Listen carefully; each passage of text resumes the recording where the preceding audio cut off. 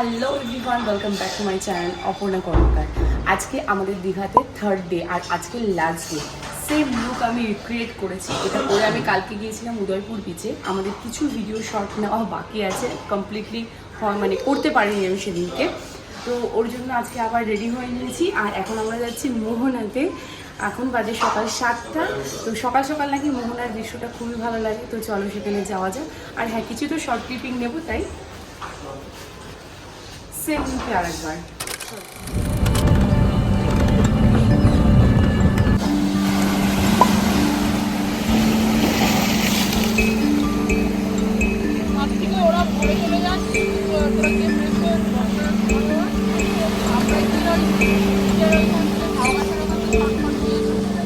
মোহনাতে প্রচণ্ড পরিমাণে ভিড় ছিল, গরম ছিল, আর যেহেতু জোয়ার এসে গেছিলো তাই মাঝখানে যে সেতুটা করেছিল সেটা প্রায় ডুবে গেছিলো। দেখতে পাচ্ছ মানে ভীষণ ঘামাটুর অবস্থা। ওখান থেকে আমরা চলে এসেছি আবার ওল্ড দীঘাতে। আর এখন ওল্ড দীঘার এই পাশে যে ঝাউবনটা আছে ওখানটায় রয়েছি, কারণ ওখানে প্রচুর সুন্দর সুন্দর রিলস করা গেছে। আর আমরা এখন খাচ্ছি কুলফি। আজকে যেহেতু সোমবার, এই দেখো, এ বাবা, এই আমার কুলফিটা রে, আমার কুলফিটা রে। এই যে আজকে সোমবার, আমরা কোনো আমিষ খাবো না, সো সারাদিন নিরামিষ। হ্যাঁ, আমরা সকালবেলা অ্যাকচুয়ালি মোহনাতে গিয়েছিলাম যে দারুণ দারুণ শর্টস নেব, কিন্তু বিশ্বাস করো এত ভিড় আজকে যে একটুও জায়গা পাইনি। অগত্যা চলে এসেছি আবার বিচেই, আর ওখানে আমরা বেশ কয়েকটি রিলস বানিয়েছি।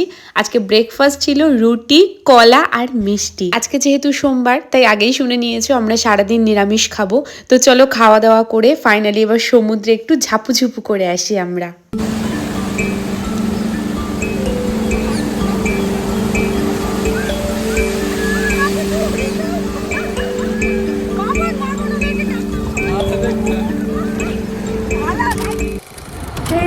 আমি রেডি হয়ে নিয়েছি, এখন সন্ধে বাজে 6:30। আমরা যাব জগন্নাথ মন্দিরে, আর মন্দিরটি কিন্তু বন্ধ হয়ে যাবে 8টার মধ্যে। অ্যাকচুয়ালি স্নান ধান করে খাওয়া দাওয়া করে আমরা সবাই ভীষণ ক্লান্ত, তো 1 ঘন্টার মতো একটু সবাই ল্যাগ খেয়ে নিয়েছি। এবার জম্পেশ করে রেডি হয়ে নিয়েছি, কিন্তু ভীষণ গরম পড়েছে আর খুব বাজে একটা কন্ডিশন হয়েছে। বিশেষ করে আমাদের রুমটায় এসি রুম নেওয়া হয়েছে, কিন্তু এসিটা একদম চলছে না, জানি না খারাপ হয়ে গেছে কিনা। ঘর একটু ঠান্ডা হচ্ছে না, বলা হয়েছে, তবুও যাই হোক কিছু করার নেই। এখন ওরা বলছে নয় রুমটা চেঞ্জ করো, আর নইলে একদম মানে একদম নিচে গ্রাউন্ড ফ্লোরে একটা রুম আছে ফাঁকা, তো ওটা নিতে বলছি। তো আমাদের সঙ্গে আরও ভাই বোনরা আমরা একসঙ্গে এসেছি। এবার রুমটা অনেকটা ডিস্টেন্স হয়ে যাবে না, এটা 2nd ফ্লোর আর ওটা গ্রাউন্ড, অনেকটাই আর মানে উল্টোপাল্টা হয়ে যাবে। আর আজকে জাস্ট এক রাতের ব্যাপার, কাল আমরা বেরিয়ে যাবো এখান থেকে, সো অ্যাডজাস্ট করছি। গরমে ঘিমে নিয়ে গেছি, বাট চলো এবার যাওয়া যাক জগন্নাথ মন্দিরে।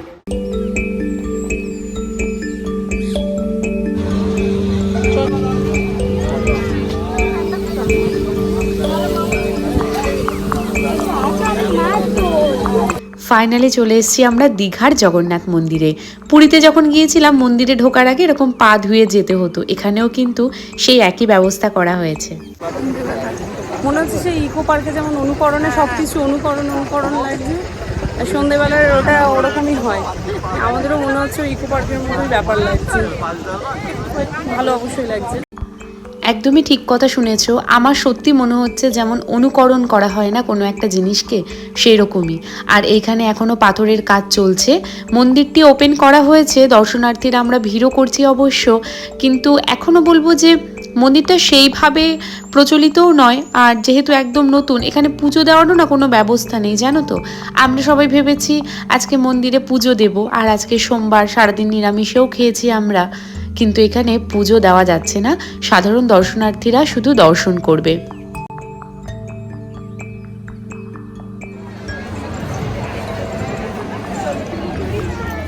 পুরো মন্দিরটি কিন্তু একদম পুরীর মতোই, এটাও পাথর কেটে তৈরি হয়েছে। আর প্রত্যেকটি খাঁজে এখানে বিষ্ণুর বিভিন্ন অবতারের নিদর্শন দেখা গিয়েছে। হাতের কাজ সত্যি খুবই সুন্দর। মন্দিরের মধ্যে ক্যামেরা অ্যালাউ করছে, কিন্তু মূল মন্দির যেখানে জগন্নাথজি, সুভদ্রা আর বলরামজি রয়েছেন সেইখানে কিন্তু তুমি ক্যামেরা ব্যবহার করতে পারবে না। আর ওর জন্য বাইরে থেকে যতটা সম্ভব আমি তোমাদের সঙ্গে শেয়ার করেছি। তবে একটা আমার পার্সোনালি অভিজ্ঞতা তোমাদের সঙ্গে শেয়ার করছি। আমি গত বছরই গিয়েছিলাম পুরীর জগন্নাথজির মন্দিরে। বিশ্বাস করো আমি যখন মন্দিরের ভেতরে ঢুকছি না, আমার পুরো গায়ে কাঁটা দিয়ে উঠছিল। এই ফিলিংসটা কিন্তু আমি এই মন্দিরটিতে মিস করেছি। অবশ্যই ভগবান সর্বত্র বিরাজমান, সেটা নিয়ে আমাদের কোনো প্রশ্নই নেই, কিন্তু তবুও এত বছরের একটা ঐতিহ্য, এত বছরের একটা ইতিহাস, কতই না তার মধ্যে কত কিছু রয়েছে, সেখানে যেন একটা আলাদাই ফিলিংস। তবে হ্যাঁ, অবশ্যই ঠাকুর তো ঠাকুরই হয় বলো। এটা হলো পরের দিনের ভিডিও। ফাইনালি আমরা অঞ্জলি গেস্ট হাউস থেকে বেরিয়ে গেছি। আর তোমরা জিজ্ঞাসা করেছিলে গেস্ট হাউসটি কোথায়, এটা Anjali guest house, old Digha beach থেকে মাত্র 2 মিনিটের হাঁটা পথ। হোটেল ছেড়ে দিয়েছি আর বাস আমাদের হলো 11:20, 10:50 চলে আসবে। তো লাগেজ নিয়ে দাঁড় করিয়ে রেখে দিয়েছি ভাই ওদের, ওরা দাঁড়িয়ে আছে। আমি, মামন আর এদিকে বোন চলে এসেছি একটু সমুদ্রের ধারে, মানে শেষ পর্যন্ত একটু পা ভিজিয়ে তারপরে বেরোবো। প্রচণ্ড রৌদ্র, প্রচণ্ড।